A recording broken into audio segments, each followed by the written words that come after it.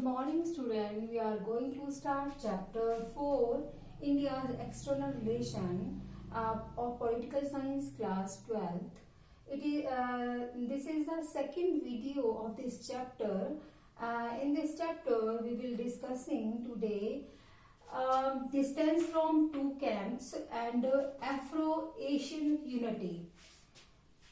बेटा मैंने आपको पिछली वीडियो में बताया था कि इंडिया एक्सटर्नल रिलेशन में जो जवाहरलाल नेहरू की जो फॉरेन पॉलिसी थी, नॉन अलाइनमेंट मूवमेंट के बारे में बताया था मैंने आपको बेटा। और इसमें अब मैं बताऊंगी कि डिस्टेंस फ्रॉम टू कैंप कौन से थे, नाटो एंड वार्शा पैक्ट। जो नाटो जो था वो यूएसए के द्वारा बनाया गया था 1946 में, और जो वार्शा पैक्ट थी वो जो है सोवियत यूनियन के द्वारा बनाई गई थी 1955 में बेटा।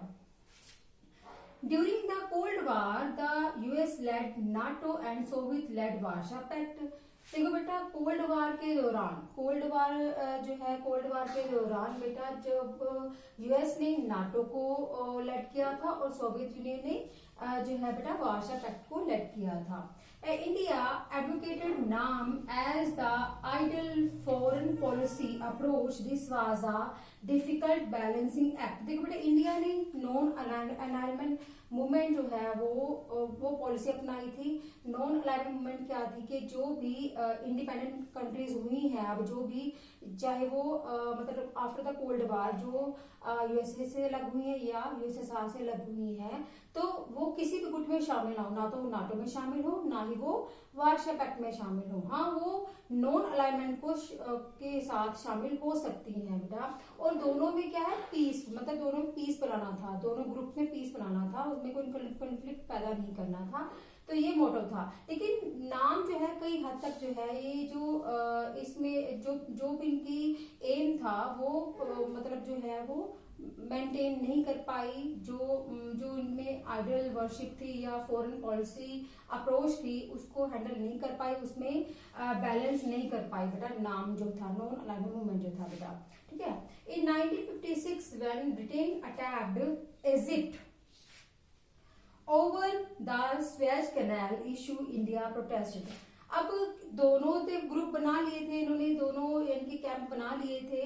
लेकिन उसके बाद 1956 में क्या हुआ, ब्रिटेन ने जब स्वेज कैनाल के इश्यूज के ऊपर इजिप्ट के ऊपर हमला किया तो इंडिया ने प्रोटेस्ट किया कि तुमने क्यों किया, मतलब इजिप्ट पे हमला क्यों किया। यूएसए के द्वारा ब्रिटेन के द्वारा जो हमला हुआ था तो इंडिया ने उसका प्रोटेस्ट किया, अपोज किया भी आपने हमला क्यों किया।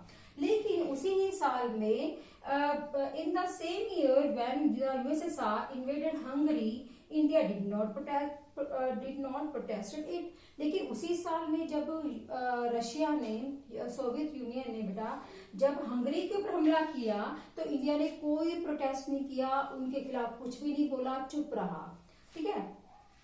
India took an independent stand on various issues. अब ये जो है इंडिया जो था यूएसएसआर के साथ था। यूएसएसआर ने जब जो है किसके ऊपर, हंगरी के ऊपर जब हमला किया था तो इंडिया ने कुछ भी नहीं बोला था। क्यों नहीं बोला था, क्योंकि इंडिया के जो यूएसएसआर के साथ जो रिलेशन थे वो बहुत अच्छे थे बेटा, जबकि यूएसए के साथ जो रिलेशन थे वो इतने अच्छे नहीं थे। तो ये चीजें जो थी यूएसए को पसंद नहीं आ रही थी कि वो यूएसएसआर के साथ नजदीकियां क्यों बढ़ा रहा है और हमारा साथ क्यों नहीं दे रहा। और जो इंडिया था वो जो भी इंटरनेशनल जो भी अफेयर होते थे, जो भी मामले थे, जो भी पॉलिसी होती थी, कुछ भी काम होता था तो वो अपने दम पे निपटाता था, इंडिपेंडेंटली वो डिसीजन लेता था, किसी और को उसमें शामिल नहीं करता था। तो ये जो चीज थी वो भी यूएसए को पसंद नहीं आ रही थी। तो why India was trying to convince the other developing countries about the policy of NAM, Pakistan joined NATO। अब जब इंडिया दूसरी जिनके जो ब्लॉक्स को ये बोल रहा था कि आप ना तो आप नाटो में शामिल हो, ना ही आप वार्सा में शामिल हो, और नॉन अलाइनमेंट में शामिल हो सकते हो, आप उनको कन्विंस कर रहा था दूसरी कंट्रीज को, इंडिपेंडेंट कंट्रीज को। उसी समय जो पाकिस्तान था उसने नाटो को ज्वाइन कर लिया, कि यूएसए के जो द्वारा जो बनाया गया था, जो लैंड किया जा रहा था, जो कैंप था, जो ग्रुप था, वो नाटो उसको उसने ज्वाइन कर लिया।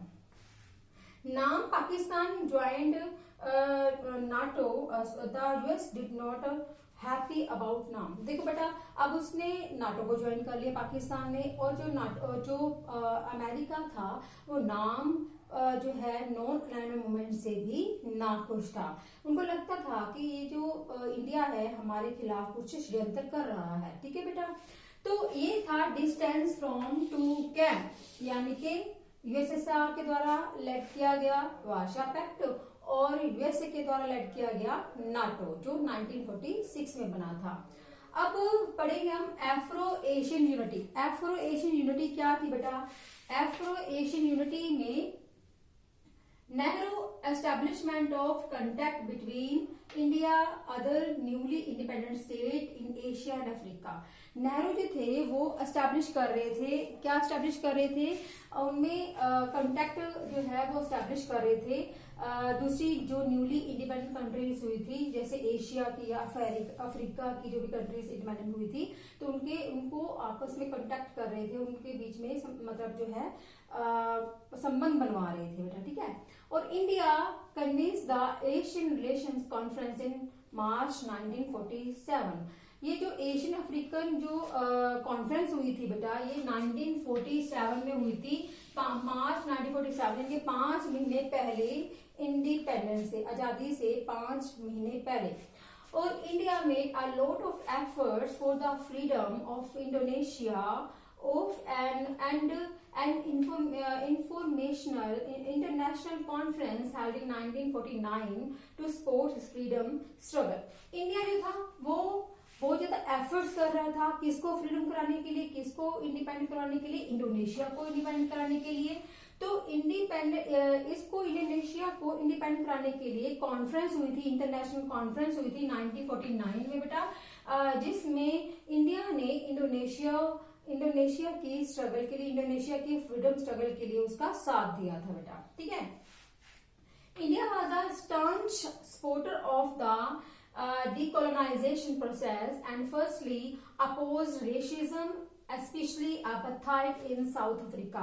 इंडिया ही एक ऐसा कंट्री था जो सपोर्ट कर रहा था बहुत ज्यादा डीकोलोनाइजेशन, यानी कि जो अभी कॉलोनाइजेशन से निकल के जो कंट्रीज इंडिपेंडेंट हुई थी तो उनका साथ दे रहा था, और खास करके उस नीति के खिलाफ था, जिनके जैसे अपार्थाइड नीति है, इनके रंग भेद की नीति के खिलाफ था जो साउथ अफ्रीका में थी, या रेशियलिज्म जो है, नस्लवाद जो है उसके खिलाफ था, तो उसके के अपोज था, इनके साउथ अफ्रीका में चल रही रंग भेद की नीति, एपार्थाइड जिसको बोलते हैं, और रेशियलिज्म यानी कि नस्लवाद जो था वहां पर उसके खिलाफ था, उसके विरुद्ध आवाज उठाई थी उसने इंडिया ने बेटा। The Afro-Asian Conference held in the Indonesia city of Bandung in 1955। अब देखो एफ्रो एशियन जो कॉन्फ्रेंस हुई थी 1955 में हुई थी, इंडोनेशिया की सिटी थी बाडुंग, उसमें हुई थी 1955 में बेटा। और द एस्टेब्लिशमेंट ऑफ द नाम was also held in Afro Asian conference. ये जो नाम की जो एस्टेब्लिशमेंट हुई थी, नॉन अलाइनमेंट मूवमेंट की जो एस्टेब्लिशमेंट हुई थी, वो भी बेटा एफ्रो एशियन जो कॉन्फ्रेंस हुई थी तो वो उसी के दौरान ही नाम की एस्टेब्लिशमेंट हुई थी बेटा। ठीक है, एफ्रो एशियन कॉन्फ्रेंस के दौरान बेटा। The first summit of NAM was held in Belgrade in September 1961। पहली जो इसकी बैठक हुई थी, पहली जो इसकी मीटिंग हुई थी जो नाम की, वो भी बेटा वो बेलग्रेड में हुई थी, सितंबर 1961 में हुई थी बेटा। ये था एफ्रो एशियन यूनिटी के बारे में हमने पढ़ा।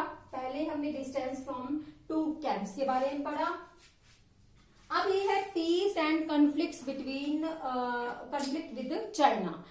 इंडिया और चाइना में क्या पीसफुल समझौते हुए या फिर क्या जो है इनमें कॉन्फ्लिक्ट्स के कारण थे? तो देखो, after China revolution 1949, China revolution 1949 में हुई थी, तो फर्स्ट कंट्री जो थी, इंडिया जो थी, उसने रिकॉग्नाइज की थी कि कम्युनिस्ट पार्टी को रिकॉग्नाइज किया था, ठीक है। एंड वल्लभ भाई पटेल ने जवाहरलाल नेहरू को बोला था चाइना के बारे में कि चाइना जो है कभी भी तुम्हें अपनी कंट्री को धोखा दे सकता है, तो चाइना के साथ कोर्डियल रिलेशन मत बनाओ। चाइना उस समय बहुत अच्छी पावरफुल कंट्री थी, तो इसलिए मतलब वल्लभ भाई पटेल ने जो है जवाहरलाल नेहरू को अवेयर किया था कि वो चाइना के साथ ज्यादा अच्छे रिलेशन ना बनाए, वो आपको आने वाले फ्यूचर में आपके साथ कोई ना कोई दगा कर सकता है। तो उसने किया, अक्साई चीन जो है उसने ले लिया वो हिस्सा जो था बेटा, ठीक है। अब चाइना के साथ ही जो है इंडिया का पंचशील समझौता हुआ था, एग्रीमेंट हुआ था, जो 29 ऑफ अप्रैल 1954 में हुआ था। 29 ऑफ अप्रैल 1954 में चाइना के साथ इंडिया का पंचशील के ऊपर जो है समझौता हुआ था बेटा, ठीक है। इसमें इस जो पंचशील के समझौता हुआ था, एग्रीमेंट हुआ था, उसमें हमारे first prime minister Jawaharlal Nehru थे और साथ में चाइना के जो थे प्रीमियर जुआ एनलाई जो उस समय लीडर थे, वो उनके मतलब उनके साथ थे, ठीक है।